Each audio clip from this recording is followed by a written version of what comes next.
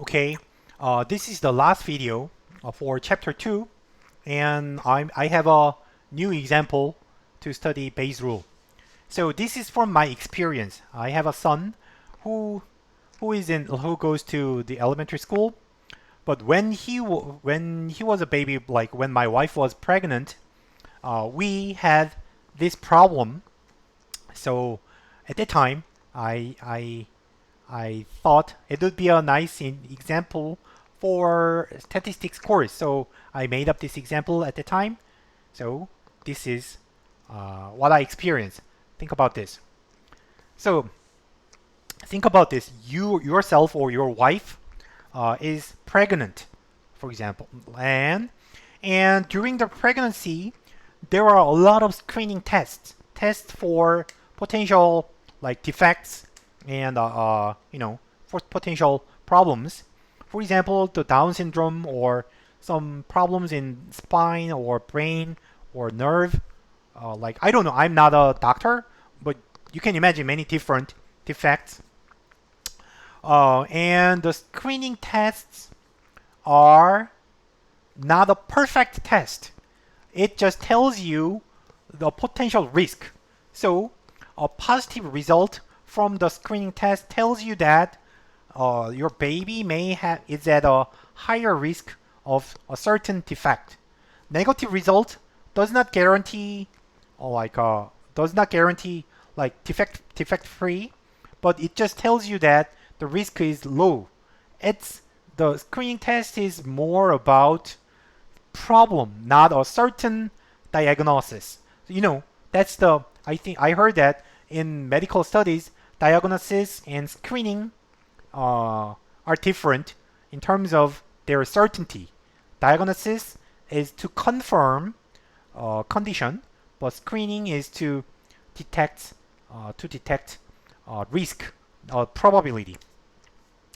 Anyhow, so when my wife was pregnant, uh, she got a positive result for maybe Down syndrome. I don't remember exactly what it was, but got a positive result, which means the baby was at a higher risk. So, so we have three. I'll define three notation. D stands for defects, and P is for positive result, N for negative result. So I said my baby had a positive result, got a positive result. Then, given after getting a positive result, what is the actual probability that your baby has a birth defect? That's the probability you are interested in. So, what is the probability that your baby does not have any birth defect given positive result? It's clear. The condition is P, positive result. This has already happened. P happened, so it's condition. And given this, we are interested in the probability of non-defect. What is the probability that my baby does not have any birth defect? So the answer is C. This is what we would like to calculate in the end, right? This is what we want to know. But so that's what you need. But the problem is, at that time, my doctor told me that. So she or he, I don't remember, used a very difficult terms like detection rate. Uh, he said detection rate is 99% for this screening test. So, like a kind of, he scared us. But after the appointment, we searched for what is the definition of detection rate. It's defined it this way. It's defined this way. Detection rate is the probability of positive result when birth defects exist. When the baby actually has a birth defect, what is the probability of positive result, which is a correct test result? That is the detection rate. Probability of detecting defects. how can you express the detection rate in our conditional probability notation?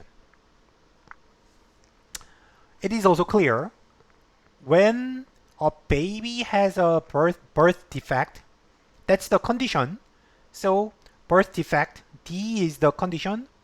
Given that condition, what is the probability of positive result? P given D. So B is the correct answer, right? So this is the detection rate. Then as you see, detection rate is different from what we want. We want a different probability from the detection rate, but the doctor tells us a useless, not useless, but not exactly the probability we want to know, right?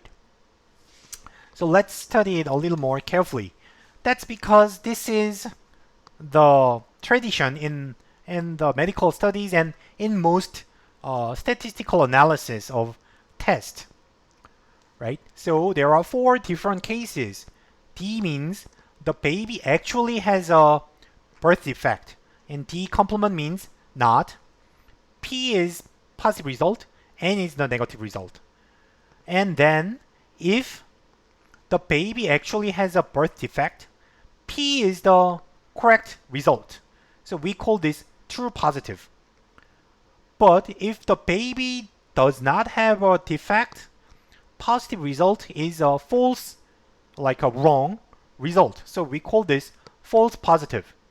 Similarly, negative is a correct result if the baby does not have a defect. So true negative is here, false negative is here. So these 2 results are correct results, and the other are wrong results. So if a screening test is good, the probability of this diagonal true positive and true negative probabilities will be high, and false probabilities will be low, right? So there are many different ways to define and measure the accuracy of a test. Detection rate, or in some studies it's called sensitivity rate. It's defined this way. When a baby or embryo has a defect, what is the probability of true result, positive result? And specificity and selectivity rate is calculating the other case, probability of true negative. Why we calculate it this way? Because so imagine that when in the lab scientists, when scientists develop screening tests in the lab, they maybe they use many sample embryos or sample like cells from babies and try the test and see how many times it's positive and how many times it's negative. So what they know is first whether their sample has defect or not. And after applying the test, they see positive or negative. So this will be the convenient definition for lab scientists. Scientists may prefer these probabilities in their experiments, lab experiments, but that's not our interest, right? So we are going to study how different they are. So I'm going to give simple numbers. By the way, these numbers are also fake numbers. The actual numbers can be different depending on tests and defects. So I will simplify everything to these numbers. Detection rate is 99% and specificity rate is 90%. So 99% of defects are detected. Only 1% was not detected. And if there is no defect, 90% would be correctly identified, but the other 10% can be wrong. And additionally, I'm going to assume that the natural rate of defect for any random baby is only 1%. So only 1% of baby has the defect. So without screening test, the percentage is, the risk is 1%. based on this information, we are going to calculate, we are going to recover the full 2x2 table using the tree diagram method. And as we did before, we start with a certain number of imaginary experiments. And here, I recommend you to use 10,000, right? We use a larger number because like the numbers are more extreme, so we have to start from a larger number. So anyhow, try it by yourself, make a tree diagram by yourself, and fill those numbers, fill those table, and find what should be entered at this point, at this place, Z. Stop the video and resume when you're done. And I am going to show you the answer. So first, imagine there are 10,000 babies, sample babies, and using the unconditional probability, 1% of the babies have some birth defects. So 1% of 10,000 is 100. So 100 babies this side. And the other 9,900 babies on the other side. We divided 10,000 observations into two groups first using the unconditional probability. And now for the first group, from the first group, we apply the conditional probability given the birth defect. We know these babies, this side babies, have birth defects, so we apply the detection rate. So 99 out of 100 babies, 99 babies will have correctly positive results. So those defects are detected in 99%. But there is one case that is not detected. One case the defect is not detected. So that is on this case. A baby has a birth defect but receives a negative result, which is a false negative result. Okay, so we take care of like babies with birth defects. And on the other side, so 9,900 babies on this side, and we apply the sensitivity rate, 90%, because, not sensitivity, specificity or selectivity, I forgot the name, specificity. Anyhow, the name does not matter.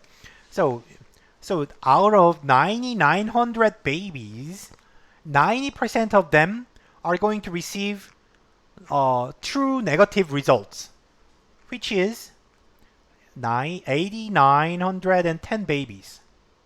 They are going to get true negative results. But 10% of them are going to get false positive results, which is 990 babies. So, as you see, we classified 10,000 babies into 4 categories, which will recover the full frequency distribution table. And from this, you can calculate anything. For example, try this. This is exactly what we wanted. I received a positive result. Once the positive result is given, what is the probability of actual birth defect? Try it by yourself. Okay, the answer is, so the condition is positive result, so you delete the second row. We only have these two observations that satisfy the condition. Out of them, only 99 babies have actual birth defect. So you can calculate this probability. Out of this much positive results, you have 99 actual birth defect, which is 9%. So what I'm telling you here is, what I wanted to tell you here is, so remember, like the doctor told us that this screening test is 99% accurate. And your baby is at a higher risk. So he did not tell a lie at all. Everything he told us was correct. But the actual probability is not 99%. 99% is totally misleading probability. And in fact, in most cases, this probability is much, much lower because this probability is usually very, very small. Probability of birth defect is pretty small, so the resulting probability should be much smaller than than this example. So like don't worry, don't panic if like in the future or if you like encounter a similar situation, don't be panic and review the conditional probability chapter. That will help you, right? Or you may apply the Bayes rule to calculate that the same probability, but it's up to you. I'm not going to uh, explain details. So same thing, you should get the same result. Okay, this is the end of chapter 2. It was a longer chapter than chapter 1, of course. It's a much more difficult chapter, but I hope you enjoyed the videos and as you see, the second chapter was much more useful than the first one. In the next chapter, we are going to start another topic. Like I will show you next week. See you later, and good luck with your homework.